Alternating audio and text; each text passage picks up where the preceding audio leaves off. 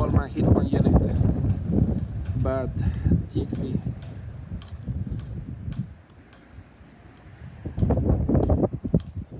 So the TXV is not available. It will take maybe around 6 weeks to be delivered.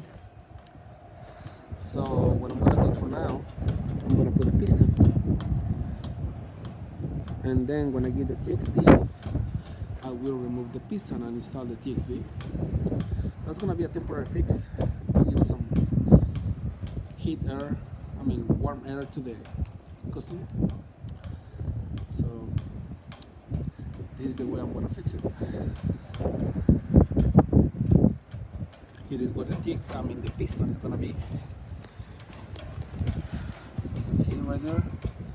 Liquid filter dryer. And right here. Right there.